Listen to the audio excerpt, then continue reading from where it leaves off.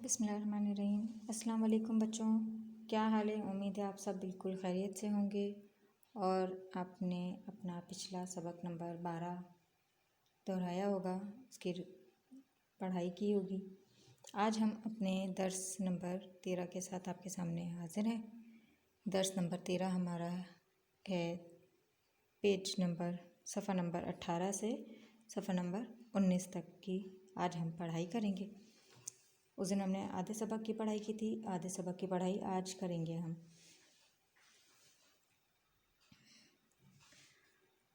کہاں تک پڑھا تھا؟ بالکل ایسے ہی جیسے قفال شاشی نے حاصل کیا تھا۔ اب اس کے آگے کا ہم پڑھیں گے۔ قفال شاشی کا نام سن کر عائشہ چونکی مطلب ایک دم سے حیران ہونا یا چونکنا، کہ رونا دھونا بھول کر پوچھا، امی جان یہ قفال شاشی کون تھے؟ امی جان نے بتایا، بیٹا قفال شاشی پہلے زمانے میں ایک مشہور ماہر لوہار تھے۔ ان کے کام کا لوہا پورے ملک میں مانا جاتا تھا، یہاں تک کہ بادشاہ بھی اس کے فن کی صفحہ نمبر 19 پہ بادشاہ بھی اس کے فن کی قدر کرتا تھا۔ قفال شاشی کو اپنے فن پر بہت ناز تھا۔ ایک دن انہوں نے دیکھا کہ بادشاہ اپنے دربار میں آنے والے ایک شخص کو خود کھڑے ہو کر استقبال کر رہا ہے۔ آج تک قفال شاشی کو اتنا احترام نصیب نہیں ہوا تھا۔ اس شخص کا احترام دیکھ کر قفال شاشی کے دل میں رشک پیدا ہوا۔ انہوں نے درباریوں سے دریافت کیا کہ یہ شخص کس ہنر کا مالک ہے۔ انہیں بتایا گیا کہ وہ ایک عالم دین ہیں۔ قفال شاشی نے سوچا، کیوں نہ وہ بھی دین کا علم حاصل کرے اور اس آدمی کی طرح معزز بن جائے۔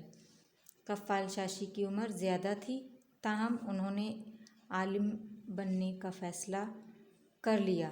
انہوں نے دن رات محنت کی اور دین کا علم حاصل کرنے لگے۔ 1 سال کی مسلسل محنت کے بعد جب انہوں نے اپنا جائزہ لیا تو انہیں اپنا علم بہت کم لگا۔ انہیں اس بات کا اتنا افسوس ہوا کہ انہوں نے پڑھائی چھوڑ دی۔ اب قفال شاشی نے دوبارہ لوہے کا کام کرنا چاہا، لیکن اس کام میں بھی ان کا دل نہ لگا۔ آخر وہ سب چھوڑ چھاڑ کر سفر پر نکلے اور یہاں وہاں مارے پھرنے لگے۔ اگرچہ علم حاصل کرنے کے سلسلے میں وہ ہمت ہار چکے تھے، لیکن اس 1 سال میں انہیں غور و فکر کی عادت پڑ چکی تھی۔ آگے جا کر یہی عادت ان کے کام آئی۔ ایک دن وہ ایک پہاڑی علاقے میں آرام کر رہے تھے کہ ان کی نظر ایک پتھر پر پڑی، جس پر مسلسل پانی کا ایک قطرہ گر رہا تھا۔ مسلسل قطرے گرنے کی وجہ سے پتھر میں گڑھا پڑ گیا تھا۔ اس گڑھے نے قفال شاشی کو یہ سوچنے پر مجبور کر دیا کہ اگر وہ بھی پانی کے قطرے کی طرح مسلسل محنت کرتا تو کیا کامیاب نہ ہوتا؟ اس خیال سے ان کے اندر ایک نیا جذبہ پیدا ہوا اور وہ دوبارہ حصول علم میں مشغول ہو گئے۔ مشغول مطلب اس میں واپس اپنا کرنے لگے۔ وہ انہوں نے مسلسل محنت کی اور بہت سے علوم پر دسترس حاصل کی، مطلب ان کو بہت سارے علوم آنے لگ گئے۔ اب وہ قفال شاشی سے علامہ قفال شاشی بن چکے تھے۔ پورے ملک میں علم و ادب کے حوالے سے ان کا کوئی ثانی نہ تھا۔ ہر جگہ ان کا نام عزت و احترام سے لیا جاتا تھا۔ عائشہ بیٹا، آپ نے دیکھا کہ قفال شاشی نے ناکام ہونے کے باوجود کس طرح محنت کو اپنا شعار بنایا اور دنیا میں اپنا نام کمایا۔ انسان چاہے تو محنت کی بدولت کچھ بھی کر سکتا ہے۔ وہ اپنی محنت سے بنجر زمین میں بھی اناج اگا سکتا ہے۔ پہاڑوں کو تراش کر راستے بنا سکتا ہے، سمندروں کا رخ پھیر سکتا ہے۔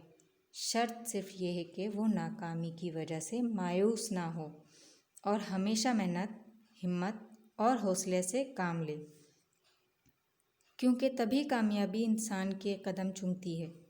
کیا سمجھی؟ امی جان نے پیار سے عائشہ کے سر پر ہاتھ پھیرا۔ شکریہ امی جان، آپ نے اتنی امید افزا باتیں کی۔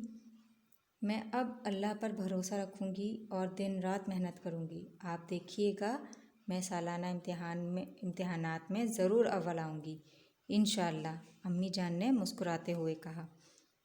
اس دن سے عائشہ نے مسلسل محنت کرنے کا عہد کر لیا۔ اس نے سالانہ امتحانات میں نمایاں پوزیشن لینے کے لیے دن رات ایک کر دیے۔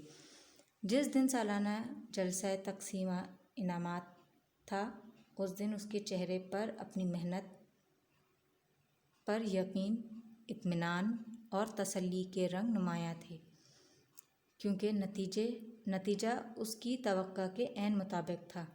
اس نے نہ صرف اپنی جماعت میں اول پوزیشن حاصل کی، بلکہ جماعت ششم کے تمام فریقوں میں سب سے زیادہ نمبر بھی اسی نے حاصل کیے۔ سچ ہے، محنت کبھی رائے گاہ نہیں جاتی۔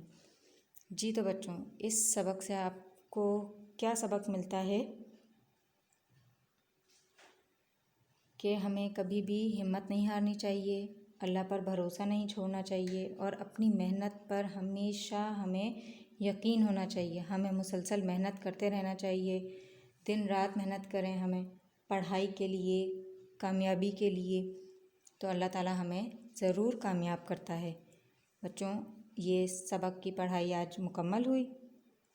آپ نے یہ دوبارہ سے پڑھنا ہے تاکہ آپ کے اندر بھی یہ عزم پیدا ہو کہ آپ بھی محنت کریں اور جس طرح سے قفال شاشی سے علامہ قفال شاشی بنے۔ اور عائشہ نے بیماری کے بعد بھی اپنے سالانہ امتحانات میں محنت کر کے اول پوزیشن بھی حاصل کی اور پورے جو کلاس تھی اس میں سب سے زیادہ نمبر بھی حاصل کیے۔ تو بچوں، آپ بھی اسی طرح سے محنت کریے گا اور اپنا اور اپنے والدین اور اپنے ملک کا نام روشن کرے گا۔